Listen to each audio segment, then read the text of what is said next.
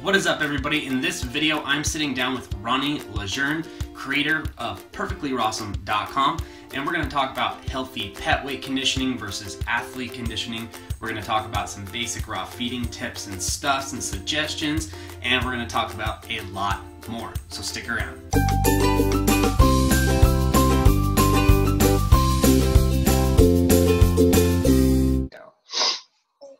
And even though we're recording, I'm going to edit this part out at the beginning. Okay. What's up, everybody? Scott the Dog Dad here from DogDadOfficial.com, and I am sitting down with Ronny LeJeune from PerfectlyRawsome.com, and we're going to talk about some dog stuff today. Some raw feeding stuff, some weight stuff, and hopefully some other stuff depending on how much we can stay on track here and stay under our goal of an hour. So how are you, Ronny? I'm doing great. And how are you? I am doing well. I am probably just as tired, maybe, I don't know, maybe not, as you are with all of our dog stuff going on, but I'm doing good. So I want to get right on track because I don't want to waste like 10 minutes of our hour just chatting and having fun as much as I would love to. I want to give people info. So let's get started. And just so everybody knows, I do have notes. And I am going to be looking at them. So if you see me looking around, that's what I'm doing. Because I'm super professional like that. So really quickly, Ronny, who are you? Where are you from? And most importantly, how did dogs come into your life? Have they always been there? Have you had dogs in the house since you were a kid? Or did you get your first dog after you got out of the house? How did that all go down? So, hey everyone, I'm Ronny LeJeune. I'm out here in Lafayette, Louisiana. Dogs have always been a part of my life, actually, as long as I can remember, between my family and their working dogs. So we had lots of retrievers for waterfowl hunting, and my grandfather also would hunt rabbits with beagles. So hunting dogs, working dogs. Beagles? Oh, I was like, with eagles, what? Okay. So my grandfather always had beagles. So I came from a family with working dogs as well as pet dogs. My mom, I don't actually remember this, but my mom told me the first dog that they ever got, and I was 2 years old, and I didn't like it. I was actually quite jealous of the dog's attention, and I threw her down a flight of stairs. Oh my God. So that was, from what my mom told me, that is my first experience, hands-on experience with the dog. Now, I don't abuse dogs anymore. You don't throw dogs downstairs anymore? Yeah, exactly. But yeah, that's me, where I'm from, and how dogs came into my life. I love it. I love it. And so my next question here is, I know that right now dogs are your business, but that you have other skill sets like website building, which is how Perfectly Rawsome came to be, which we will talk about in a minute. But why dogs? Why did you choose to go into, dogs being your business instead of going into something that some people, the crazy people, would say is more practical, like website design or something like that? Why did you choose to have dogs as your main focus, as your business, your lifestyle? So history on myself. I went to university, four-year university, and I've graduated with a BFA. So I have a bachelor's in fine arts, concentration in graphic design, and marketing and advertising. So it's been since 2011 since I graduated. And when I was in my sophomore year in college, I actually started working for a print agency as well as a web development agency. So I actually have almost a decade of experience of developing and designing just from my actual training at a university. However, this whole time I was a dog freak. So I've always had my hands involved with doing things with dogs. A lot of my projects I would have to do for design involve something with like the pet industry or things like that. And I always did training on the side, even when I was in my actual job, not in college. It was about, if I'm remembering correctly, 2 years ago, I nearly lost my job in my career, which I was a designer and a developer.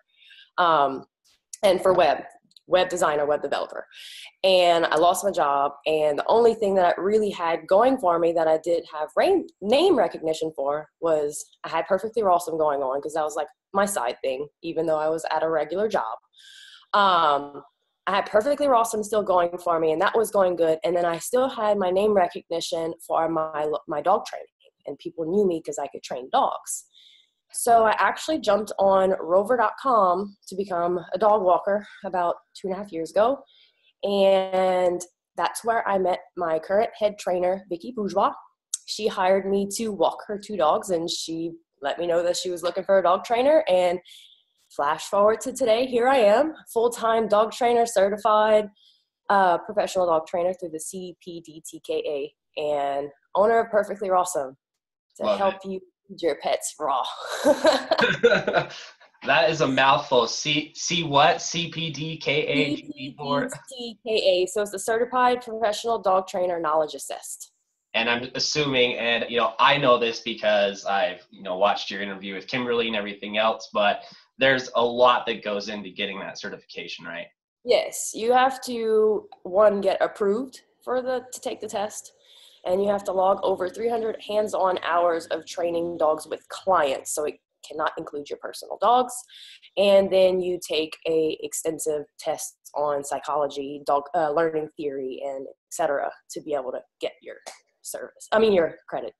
I love it. Love it. And on the whole feed your dogs raw thing, when did you start feeding raw? Why did you start feeding raw? It's kind of exploding right now. It's getting bigger and bigger. It's getting in front of more people. But I think that one question that a lot of people want to know the answer to is really, if we boil it down, is why bother? When taking a scoop out of the bag of kibble and pouring it into the bowl is all that you have to do. Why bother? So why did you start raw feeding? When did you start raw feeding? About 4.5 years ago, 5 years ago, I started raw feeding because of Loki. Loki was always a dog. Now, no matter what I fed him, I couldn't get past the skin issues, the ear infections, the constant itching, losing his fur. He was like not really good looking like he is today. Because he was constantly scratching and losing his fur and reacting to the food that he was eating. And I've always been a clean eater myself. I eat clean foods. I don't really participate in processed foods for myself. So it just naturally made sense to put my dog on a non-processed species appropriate diet. And I pretty much dove head first into it. And I saw the results within a few months. And I was sold from that point forward. And that's why I got into it. Now, why I got into Perfectly Rawsome is because whenever I was doing raw feeding research and learning about it, I was not aware that there was a such thing as Facebook groups for people. And I do realize timeline, there was groups then, but I just wasn't aware of it. So that's my ignorance in that department. Oddly, considering I do have a history of web development. Hey, we're not perfect. Anyway, so I'm on these websites learning about things, and that's how I got started. And about 2 to 3 years, like whenever I was into raw feeding, that's when I learned about the groups. And that's when I started to realize, oh, I don't agree with some of this information. And then I created Perfectly Rawsome, which is about 3 years since July 2015, whatever the math is on that. You mean everybody on the internet doesn't agree with everything on raw feeding? Yeah, everyone has their opinions, and then there's science for this, science for that. But I was just like, okay, I take my knowledge on how to design and develop, and I'm going to make a platform with trustworthy information. So it's going to look good, it's going to work great, and then it's going to give you the information to get you started the right way. I love it. So that's why I did it. It was all out of good intention. That is awesome because right now anyway. You totally just led into my next question and already answered it, which was why did you start Perfectly Rawsome? I love it. And speaking of Perfectly Rawsome, you have some merch going on, right? You're obviously sporting some right now. Yeah, I have the Perfectly Rawsome Postcards. So what all do you have available on Perfectly Rawsome? I now have screen printed t-shirts. So we have the gray one and the maroon one. That's recently been launched. We have steel pet tags. So they may look like they're plastic on the website from the photos, but they're actually steel and painted with our logo on it. large and small pet tags. So the large tags for larger dogs and the small ones for small dogs and cats. And then we have the raw feeding postcards that cover visual guides on muscle meat, raw edible bones, organs and liver, options for barf model, how to get a cat transitioned, and bones, and how to feed bones specifically to cats, since they're kind of a little different and a little bit more difficult. And we could thank Tracy at Cat Centric for helping me develop those, because she's great. Yeah, if somebody wanted me to teach them how to feed their dog raw, I could just never stop talking. If someone asked me to teach them how to feed their cat raw, yeah, I'd tell them to go somewhere else, because I know this much about it. They're difficult. They're really difficult. I don't have a cat, but yeah, they're difficult. I mean, I have a ferret. I used to have 2. 1 passed away, so I still have 1. But yeah, they're difficult. Yeah. Why do you think that is? Do you think that they just get? I've heard lots of stuff. I've heard, Dr. Becker and Rodney talk about the literal addiction to their kibble. Why do you think that is? Is it purely that? Is it stubborn? I think it's the addiction part, as well as how the obligate carnivore is biologically programmed. So when you just look at like how obligate carnivore hunts and how they sustain their diet in the wild, once that carnivore has its protein sources, it really never goes into anything different. So for like cats, they'll be hunting small birds, amphibians, lizards, small rodents, and they'll really never go into anything else. They're just going to stick with the prey that they know. The same thing for ferrets. Like ferrets, they'll just have a diet on specific proteins in the wild. So and then it has to go with, that's their food source, and they become very, what's the word I want to use? Oh, I'm losing the word. Damn it. Oh, you got to edit that out. We'll just bleep it. Oh, perfect. But they just become, it's addiction in a sense, but it's a biological, and I'm losing the word, and it's really frustrating me. The word that they classify it with. I'm gonna have to look at my website. But anyway, I'm gonna talk while I'm doing that. So the addiction part of it has to deal with the sugar, in my opinion, for kibble diets, because that in itself is very addicting, even for dogs. Right. They become imprinted on their food. There we go. There it is. Figured it out. So like cats and ferrets, they imprint on the diet that they eat.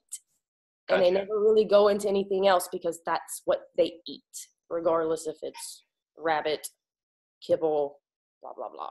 So basically, if we boil it down to like the simplest sentence that we possibly could, they're just picky. They're really particular about what they eat. Yep. Mm-hmm. And then, of course, like you said, the addiction factor coming in with, I mean, when you eat a really high starchy diet, it is sweet when you compare it to just amino acids and water, which is meat. I love it. But yeah, that's what it is, a biological portion as well as the actual addiction portion, in my opinion. So it's kind of like multifaceted. So crazy. I'm sure I'll get into it at some point. I don't see myself getting a cat anytime soon, but it's totally foreign territory to me. Totally foreign. I would love to have a cat. I really do. But my dogs would kill it. Yeah. So that wouldn't be a very conducive environment for that animal. So I'm not going to do that. Yeah, I'm not sure how well that would go over here either. I don't know if I want to roll that particular set of dice. Right. Speaking of Perfectly Rawsome, the other day you sent an awesome message in Messenger to a few of us that have Facebook groups for raw feeding, and you have a new calculator on Perfectly Rawsome, right? Yep. And what that is to help you calculate the amount of edible bone within a raw meaty bone. So a lot of people, especially beginners of raw feeding, they see the 10% bone and they think, oh, I just feed 10% of chicken necks. And that's incorrect. Right. Within chicken necks, you have muscle meat, connective tissues, fats, and the actual bone. Right. So we have to be able to figure out the edible bone content out of a raw meaty bone, and that's what counts as that 10%. And that calculator allows you to do that by just entering in the weight of the item of the raw meaty bone and selecting the edible bone percentage, and it'll give you the amount of available bone and muscle meat. I do have a chart on my website that gives you the percentages of bone within commonly found raw meaty bones. So things that you could find at the grocery store. There's really no exotic options there. Right. The stuff that most people are going to be able to get a hold of before they start diving deep and ordering from online suppliers like Raw Feeding Miami, etc. And even some of the things that's on Raw Feeding Miami is on the chart as well. For example, you could get pork tails from Raw Feeding Miami, and I do have that maintenance percentage on the chart. Yeah, and I agree with you. That is probably, I mean, there's tons of questions. I don't even know what really the most common question is, but that is something that I notice trips people up time and time and time and time again, is the bone percentages thing, because it's a weird thing. Like, it really is. And until you start boiling it down, researching and thinking about it, you're like, how the heck am I supposed to know how much bone is in this thing? And I've had people ask, do I have to cut the bone out of everything before I feed it and then weigh it? I'm like, no, don't. You're going to go crazy if you try and do that. I love it. So one thing I wanted to talk about, which is something that I know comes up in my group all the time. I know that it comes up in Kimberly's group all the time. And that is people asking things like, is my dog too skinny? Or is my dog too fat? And you jumping in and having things like, healthy pet weight versus, buff and jacked like Loki. So what is the difference there? Because this is something that I want to be able to refer people back to this video for, is like, go and check out this video and watch it, because it's going to have some good info. Is what are your thoughts on the difference between, buff and jacked like Loki and a healthy pet weight? That depends on your goals, entirely on your goals. If your dog is at a healthy pet weight, I actually do not have an issue with that, because if you want to get your dog into the lean, fit, and conditioned area, buff and jacked, that requires work both on your part and your dog's part. And it also involves dietary adjustments. Like, the dog actually will eat a significant amount of food if you do want to get to that level. Example, Loki is 65 pounds, and I have to fluctuate between maintenance percentages depending on his activity, but he could eat anywhere from 3% to 4% of his body weight. So like the other day, I recently just fed 44 ounces to my 65-pound dog. And that's really a lot of food. People freak out about that. But what you got to understand is the calorie intake has to meet the energy expenditure the dog does, or you will end up having a dog that's going to start having muscle loss. It's going to lose too much fat, and it's going to actually become sick. So you don't want, that's not how you create an athlete, in my opinion. And that's what, in my opinion, that it is. Healthy pet weight, your dog can absolutely still participate in exercises that dogs do. Fetch, frisbee, swimming, etc., etc. But getting to that level of like where Loki is, it requires daily investment of your time to be able to get to that. Now, some dogs, ironically, are born with this genetic, the perfect gene, if you will, about looking absolutely wonderful with very minimal input from the human and the dog's perspective. They got it. They're just buffed and jacked. Right? Well, I mean, to an extent, but I've seen dogs like or their owners tell me, I really only just walk him and play fetch, and that's what he looks like. And I'm like, well, your dog has a great metabolism, and a lot of women would love that. So they're the dogs that all the other dogs hate. Right? So healthy pet weight, and when I say healthy pet weight, what I mean is you want to be able to have a defined waist and a tuck. Right. You want to have good muscle covering over your dog's main bone points, which will depend on the breed. However, upon average, these major bone points are going to be the shoulder area, the hips, so the pelvis area. The spine will depend if the dog has a roached spine or not. So if a dog naturally has a curved spine, the spine points will show even at a healthy weight. Right. And the same will go for the pelvis points, because our endurance type of breeds like sight hounds, their pelvises are actually a lot more angular. So those pelvic points will show even at a healthy pet weight. Now, when it comes to the ribs, a lot of people freak out. I see all the dogs' ribs. We got to take into account that dogs, one, doesn't have much muscling over those bones. They have developed lateral muscles and intercostal muscles, which are at the bottom. But people consider that when they start to see these muscles develop as ribs, and they're not. You'll actually know when you're seeing rib bones because the skin sinks underneath the bone. Whereas a dog with developed muscles, it actually protrudes, and you see the actual lines from the intercostal and the lateral muscles. Right. So seeing ribs on a dog is really not a bad thing, also considering the breed.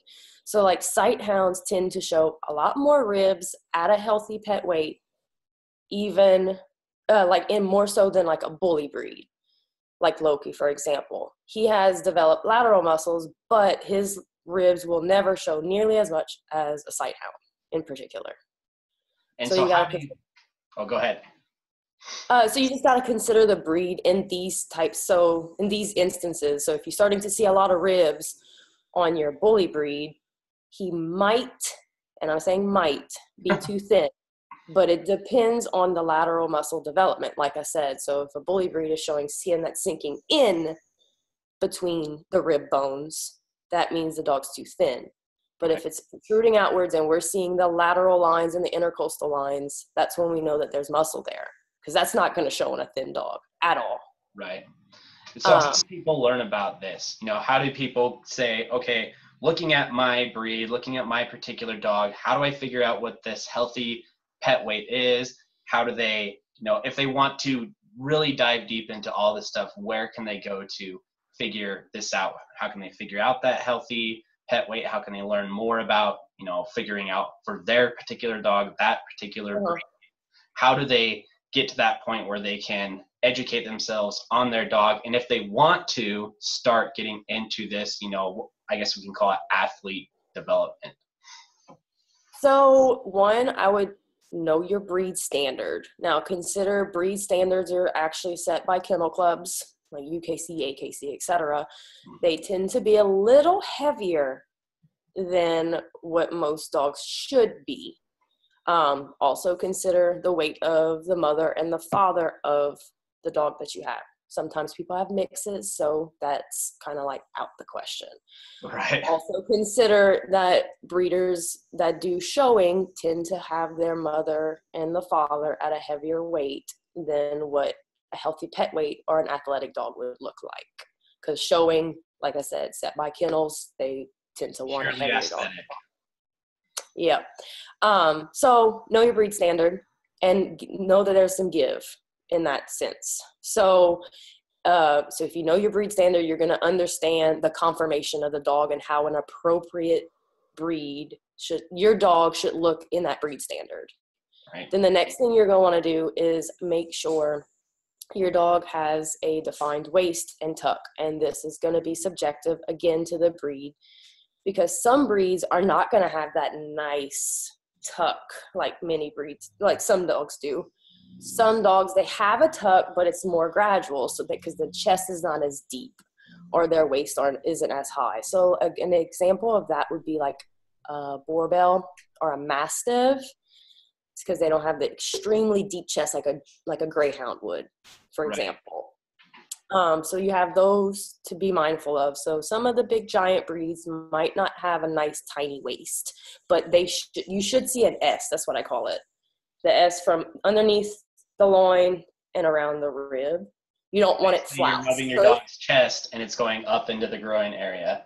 Yeah, we don't want a pot belly either. So if it's curving, your dog's fat or possibly has worms. That's something to consider.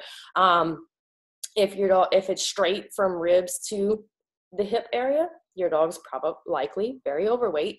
And then you just want a nice S. So when you have that, that's a tuck. When I say the waist, it's looking from the top line. So you want to be able to find that that last rib in your dog. So you want to see that indentation to go in. It's going to go straight, and then it's going to protrude out for the hips area. So a little hourglass. Love so it. You want to be able to see a good defined waist. If it's straight, your dog is likely overweight. If it's out, your dog is very overweight. So with us and the dogs, we're looking for that hourglass girly figure, right? Yeah, that's what I said. A lot of women would kill for some of these dogs' metabolisms.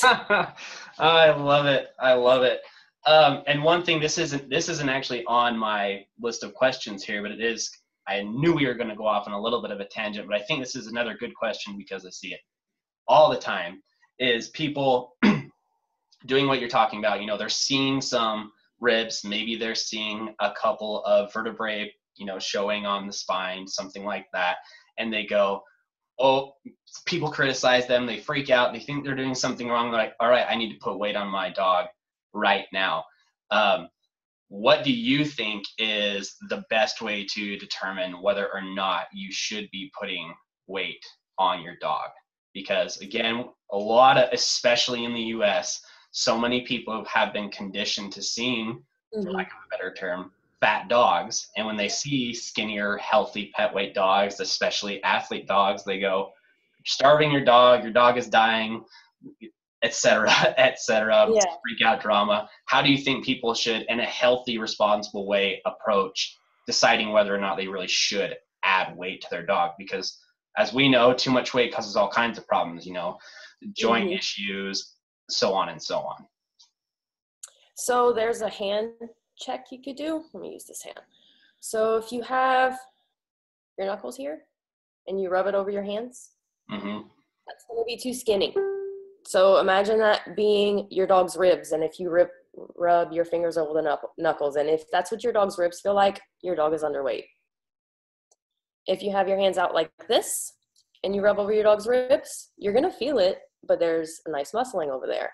That means your dog's at a good weight. And if you flip your hand over here at the top, and if you rub over that, that would mean that your dog is a little overweight. So you could do a hand check, because some dogs have that tricky double coat that you cannot see through, like my border collie.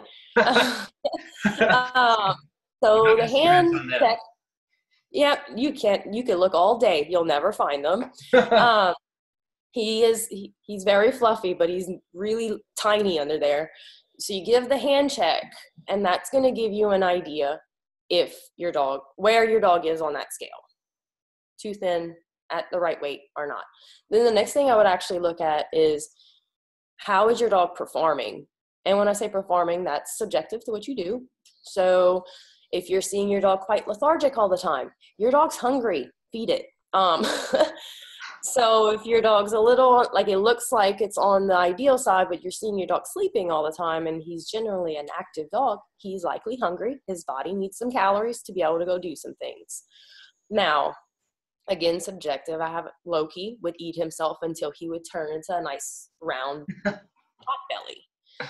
So be mindful of that, as if your dog is just a natural glutton and the body condition checks out really good, I would ignore most of the hungry behaviors. I would also want to make sure that the dog doesn't have any parasites that would be causing them to get thin. So there's some few variables to keep in mind, but using that hand check will really give you an idea of where your dog is. And then you could always follow up with your vet, but also be mindful. Most vets tend to want dogs a little on the heavier side. And honestly, I've even heard of some vets not even being educated on the body condition scale and end up telling people that their overweight pet is fine. And that's not okay either. No, it's not. So this is one of those things where I run into a lot of trouble giving people advice on things, because there is no one answer.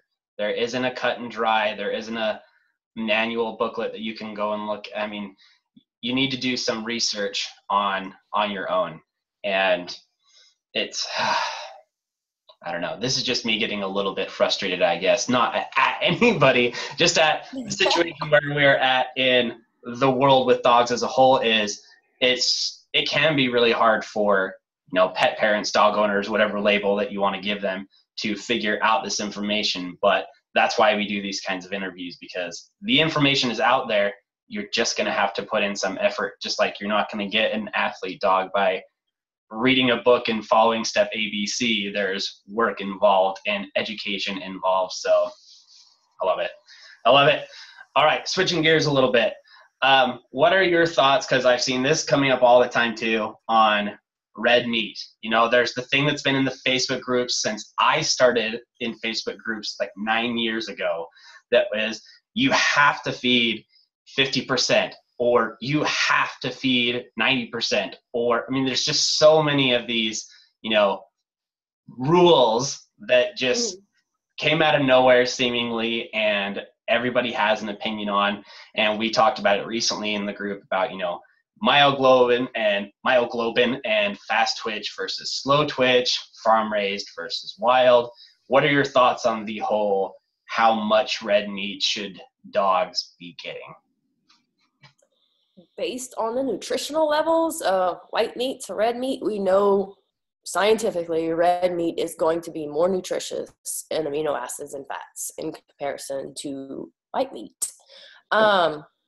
So based off of just that, I am on the red meat side, and I actually do feed a very high red meat diet to my dogs, because they're also athletes, so they need red meats, they need higher calorie intake and things like that. However, the minimum requirement, in my opinion, is 50% of both, because we could actually run the numbers against the NRC and show that we could have a diet of 50-50 and still meet all nutritional requirements. But not to say you can feed, this is going to get really taboo, you technically can feed one protein. Like, so say the dog needs to be on a rabbit diet for whatever unheard of, or to my knowledge, disease. So the dog can't eat a different type of protein. So we put them on a red meat diet, and it's farm raised red meat. Not red meat, rabbit. And farm raised rabbit is white meat. So we know that it's not going to have the amino acid profile as a red meat, but you could actually add in supplements and calculate the diet to where the diet is formulated, but you're going to have to add in things to be able to meet those essential amino acid requirements that the rabbit will not be able to provide. This is why we highly encourage people to do variety. So we can balance in these holes with other foods that food does not have. So, which is why it's easy just to say 50% red meat, 50% white meat is your bare minimum, without you having to do the math and really figuring out the ins and outs of everything. Now, I'm not saying it's a picture perfect world. Oh, I just feed red meat and white meat and continue with my business. So you got to feed organs, you got to feed all those other things too. But in the general sense, yes, 50-50 is the minimum, in my opinion. You might get other opinions. However, any higher than 50-50 is more ideal, in my opinion, again.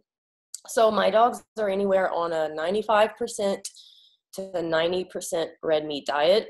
I rarely feed white meat just because I know that I need a higher amino acid profile because my dogs are active. So I need to be able to feed them a higher fat diet, but I also have to feed a higher protein red meat so that they're still getting their protein intake as well as their fat for fuel. That makes sense. Yeah, absolutely.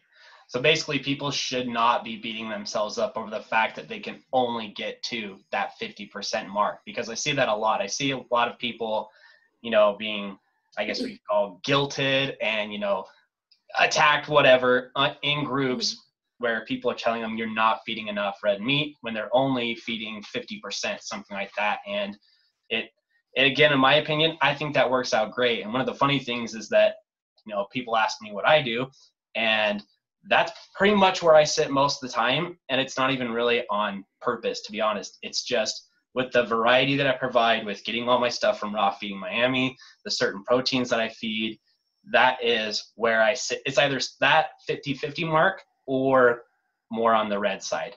And it's not because of, you know, I have to feed more red meat or anything like that. It's just how it works out. I'm achieving that by making sure that I'm providing a variety of meats, because I don't have one of those rare dogs, and I don't know exactly how rare they are really, but the rare one. Well, some dogs might just need an elimination diet, and it just so happens the protein that the dog's never eaten for the elimination diet is rabbit.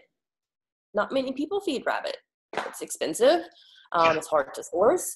So that just might happen to where my dog is itchy or something's not working with the raw diet I need. I need to get on an elimination diet. And an elimination diet could be up to 6 weeks or more on one protein. Right. So it's just some things to consider. It is possible to do that, but like I said, it takes more supplementation, more things you add into the diet to be able to make that single protein diet absolutely nutritionally sound. It's where the variety comes in and makes it a lot easier for people, because you could go pick up chicken wings and beef and then some organs from whatever animal it's from and throw together a meal, whereas I have to find rabbit and I have to find this supplement and I have to get this. And you see how that could get really troublesome for a lot of people, because a lot of people don't have these resources to be able to get odd items or exotic proteins, if you will. Now to go on how you mentioned commercial farmed and wild animals, it's true. So, but it's only applying to a certain grouping of animals. So we have poultry, turkey and chicken, fowl, that would be duck and geese, and any subspecies, quail. No, quail actually falls in poultry, sorry. But pheasant would fall into fowl, I believe. Don't kill me, internet, if I'm wrong. Be nice in the comments. I admit to defeat if that was incorrect. But you have poultry, fowl, and then you have your rabbits. And I got corrected a while back saying that a rabbit was a rodent. So they're not rodents. Don't remember what they're classified as. But those 3 types of animals have, well, not fowl, but I'm bringing this up for a reason, is the typical 3 types of proteins that people often debate. Is it white meat or is it red meat? White meat or red meat? Turkey and chicken is absolutely, and quail, Cornish hen, and rabbit, commercially farmed, are all white meat. Fowl, duck, geese, etc. are all red meat, even if they're commercial farmed. And that's because duck and geese and all those fowl are raised a bit differently, and their muscles, they have more slow twitch muscle fibers to be able to sustain longer activity. So slow twitch actually means the animal has to be able to sustain slower, more frequent movements, so like flying or walking for long distances, whereas chickens, they're quite quick, but only for short bursts. They're like the raptors. So the chicken, turkey, and quail, those, and rabbit, that's all white meat when commercially farmed. Duck and geese is red meat. Pork is also discussed, but that's definitely red meat when it's commercially farmed. It's marketing that calls it the other white meat, but when we compare the myoglobin in it, it falls in line with veal, and they're both considered red meats. So when we talk about the wild proteins, a wild rabbit, like a whitetail, cottontail rabbit, is genetically a different species from the domesticated rabbit that we have in farms. So their muscle fibers for a wild rabbit it's a mixture of slow and fast twitch, because they are faster. They are a fast species, but they are constantly moving, whereas the domesticated rabbit is not. And there are pictures you could actually find, I believe, in some of the raw feeding communities, where there's a commercial farmed rabbit and a wild rabbit side by side, and it's plain as day that the wild rabbit is definitely red. Like, it's just as red as beef. So wild rabbit is definitely red. Commercial rabbit is definitely white. All your fowls in the wild are red, and I have yet to come across a wild chicken. So I would assume if the chicken is wild, that the lower portion of the body, like the thighs, That would all be red meat, whereas the upper portion of the body would probably still be white meat, because that's kind of like how wild turkey is, because I do have access to that here. Now, I don't have science to prove this, because I don't have the fancy or the money equipment to test this and give us the hard facts. But when you look at a wild turkey, when you butcher it, the breast meat it's white, but if you would compare it to a color of commercial farmed meat, it's around the same color as chicken thighs, so it's darker. Right. But when it comes to the thighs and the legs, those are on the comparison of red meat. It's the same color as beef. It's bright red. So for turkeys, like the thighs and the legs are definitely red. I'm questioning the breast meat. I would think that they would be considered dark meat, but not red meat. I don't know. But that's my take. Yeah, I totally agree with you on that. I mean, because I know that for completely not related to raw feeding reasons, I've watched lots of videos and different things about, processing this animal and processing that animal, and watching somebody process, for example, a farm-raised rabbit, and looking at the meat on that rabbit, and then looking at somebody process a wild-caught rabbit. It's like looking at two completely different animals. Fat content, meat color, all of it, it's completely different. So the fact that you're saying they're basically biologically different species makes absolute sense to me. And if anybody was, I know some people are squeamish about it, but just try and get past it for a minute and just go and watch a couple of videos, and it'll be plain as day to you. If you look at the two of them together, they don't look, other than their shape, they don't really look hardly anything alike. Our commercialized rabbits are a lot more meatier too, like genetic difference. They have a lot more meat on the bones, whereas a wild rabbit is pretty bony. There's not much meat on them. Yeah, kind of talking about, as an example, pulling from the Dogs Naturally course, talking about, evolution and all that kind of stuff.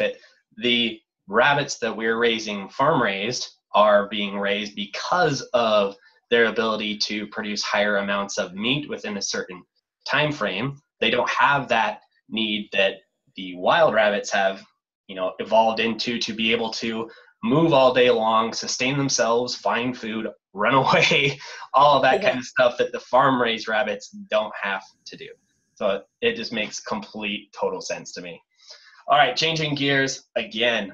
What is one thing that you think that, and this is kind of wrapping up here a little bit, what is one thing that you think that all new or prospective raw feeders should know or think about or consider? If you met somebody that wanted to feed raw and you could only tell them one thing, what would it be? Oh, that's a tough one. Oh, you're making me think. Okay. The first thing I'd want to tell them, I always want to say get educated, but it sounds so rude. I would definitely say find a knowledgeable person to help you get started. That's what I would say. I wouldn't say go on the internet, because Dr. Google is scary. I would say find someone that you could trust their knowledge, that could prove their knowledge, and could get you started on the right foot. I think that's the right answer. I love it. In my opinion. Yeah, I agree. It does. Some people do take it because, the internet doesn't have tone or anything like that. And you tell people, educate yourself before you get started. And the people that you see posting saying, hey, I heard about raw yesterday, I'm starting today. It's like, I love your enthusiasm. Hit the brakes. Just get some learning going first. Oh, yeah. As much as I don't like it, not hating on the kibble feeders, but as much as I don't like it, I would rather you spent the next 3 months continuing to feed your kibble and educating yourself, and then transition. So I couldn't agree with you more. And there's the transition plans out there that you could start right away, but I would say follow that transition plan and take it as slow, like how we break it down by just the first weeks. Like chicken, I recommend chicken, but if a dog can't tolerate chicken, then try turkey or rabbit. rabbit being the bottom one because, like I said, it's expensive and it's hard to find. But those 3 proteins are great to get started feeding, and feed it for 7 days and go from there. That gives you a week. Yeah. Instead of just diving head first and, throw everything in the bowl, because that's what I see on all these beautiful pictures on Instagram. Me. But they see these things and they just was like, okay, I'm going to just do this. And then next thing they're complaining because their stomach is doing some really nasty things. They're either vomiting or they're stooling everywhere, and then everyone's going crazy, and then there's bad things being said about raw feeding. It's just like, no, let's just slow down, press the brakes. Connect with someone that you trust, that they could prove their knowledge, get you started on the right feet. I love it. I see that a lot. I completely agree with you. I see people that do exactly what you just said. They go and look at, at Perfectly Rawsome on Instagram, and they see these pictures that have, supplements and this and that, and they have organs and all these things, and they're like, this bowl looks awesome, it's beautiful. I go to the store, I'm getting all that stuff, coming home and I'm putting it in the bowl, and the next thing you know, they're posting a question saying they're freaking out because their dog has diarrhea or the dog vomited or who knows what is going on. And it's like, no, I compare it to taking somebody that has, because we're talking about kibble here, somebody that has been eating nothing but processed foods, they don't do anything other than their TV dinners and going to McDonald's and all that kind of stuff, and taking them overnight immediately to, high fiber, lean proteins, salads, all that stuff all at once. I guarantee you that person is going to be experiencing some kind of digestive upset. Like, not only that, like, even if you look at it from the perspective of people switching from their regular high carb diet and they switch to like the human version of keto, and if you don't do it right, you go through what they call the keto flu. And you get flu-like symptoms, and it's because your body's not getting the electrolytes they require. And that's why you feel like you're falling apart. And that's something that's regularly talked about in the keto groups for humans, make sure you have your electrolytes. So it's the same thing with dogs. It's just, let's take it slow, especially for our adult dogs that's been on a processed diet for their whole lives. And let's take it slow for the dog, and not only for the dog, but for you, so you can get educated appropriately. And so you're not stressed either. I agree with you there. And really quick on this one, because I have one more and then I want to wrap up after this, but do you think, and I have my thoughts on this too, just from observation and working with people and singing groups for the last, 8-9 years, do you think that older dogs have a harder time transitioning? Well, not even older dogs, like senior dogs, just adult dogs have a harder time transitioning than puppies do, younger dogs, like pre-1 year? I've seen both on either side, honestly, between the people that I help with not only my custom meal plan service, but just in my group. You'll get adult dogs that you could, within 2 to 3 days, their stool never really was affected, and you could just start full variety, like back to back to back to back to back. And the dog's just like, well, where has this been my whole life? So I've seen that with older dogs, but I've also seen the total opposite with puppies, because puppies actually should be easy to transition. But every once in a while you get that one puppy that they put something in the bowl, because they do need a balanced diet to meet their high growth, their rapid growth, and their calorie burning. So they have to start a balanced diet in the beginning, but I've also seen clients that do that because they need to, and then the dog is having diarrhea and colitis or vomiting and et cetera, et cetera. So it's in my opinion, it would go into question what processed diet the dog was eating before. So if it was on, I would say, a lower grade kibble that has questionable ingredients, are really high in carbohydrates, grains, or et cetera, and then we're switching to a radically different diet with raw proteins, high moisture, quality fats, almost 0 to no carbs, the pancreas goes, what are you doing? It's like total flip-flopping. So I've seen it in puppies too, and I've had to get people not to necessarily cut out organs, but decrease just the feeding, half of the liver percentage, a single protein, but like a quick balance to resolve the diarrhea, because you don't want a puppy having diarrhea either, because they crash a lot faster than an adult dog. Dehydration and yeah, and you can't fast a puppy either, which is you could do with an adult dog that has diarrhea. You could fast them for 24 hours, but you can't do that with a puppy. So I've had clients with the puppies like that. I'm like, all right, we're going to cut liver in half, no other organ, get to a single protein. Let's get the diarrhea fixed with some probiotics, enzymes, some slippery elm bark, bone broth, good things support the gut, fix the diarrhea issue, and then we're going to slowly start increasing the organ content, because I find that's pretty important for puppies, and then start working in that secondary protein. And that's a good step for puppies that have that issue. As for adult dogs, I normally say if they have the diarrhea issue is we fast them. And then we do, on the fast day, we give broth, probiotics, some enzymes, some slippery elm bark. And then once we start back feeding after the fast day, give them a bland meal, chicken, skinless, or whatever protein your dog could tolerate if it can't take chicken. And an adult dog should bounce back really quickly after that. But as for transitioning, I've seen it on both sides. I really have. And I can't give you a definite answer as to why.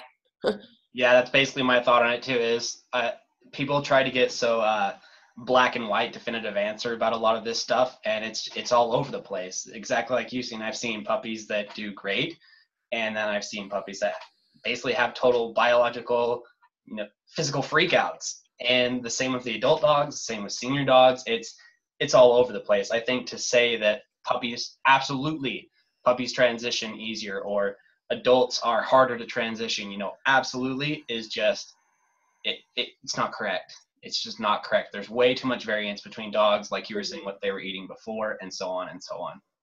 All right. I do think it's a lot easier when the puppy's really young, like weeks old, 8 to 10 weeks. That should be exceptionally easy. But when we're talking about like 6 months, 7 months, that's been eating a processed diet for a while, I could see that where it gets tricky. Now, it doesn't always happen, but the really young puppies, especially weaning from mom onto raw, that's really easy. But the older, I could see where we have a lot more issues in the little older side of the puppies. And this is actually a conversation that came up last night, I think it was, in my Facebook group, and that is, it was in the live Q&A yesterday. That's what it was. Have you seen any difference? Because I haven't, that I can reliably source to, like referred back to, but have you seen any difference in transition ease or success with puppies that were, birthed from raw-fed mothers, from raw-fed, I guess the mother being the most specific, but have you seen any difference there? Because I don't think that I personally have. No, pretty much all my puppy clients that I've done with custom meal plans, I've had one puppy that was a very young one that came, he went into the owner's house that was on a processed diet, and he switched, and he had a little bit of hiccups in the beginning, and it was mostly because of organ content, so we just decreased to half and then gradually increased that. And that was in probiotics and enzymes, and that fixed a lot of his issues. Well, pretty much everything, because he's not having any issues anymore. But I've also had puppies at 8 weeks come to the client's house, and that was on a processed diet, and we switched to full balanced and no issues. So I would say at that point it would have to really boils down to what the processed diet the dog was on before, the ingredients, etc., and the genetic component of the dog itself. Love it. The gut biome, all that. So the last thing that I want to, question that I want to ask is, what is one thing, basically the opposite of that previous question about what is one thing that you would tell somebody to do / look into, if there's only one thing, that same person that you can only say one thing to, and it would be something that they should avoid when it comes to raw feeding, whether it's avoiding types of situations, whether it's avoiding certain practices, whether, what is the one thing that you would tell that new or prospective raw feeder to be cautious of / stay away from, something like that?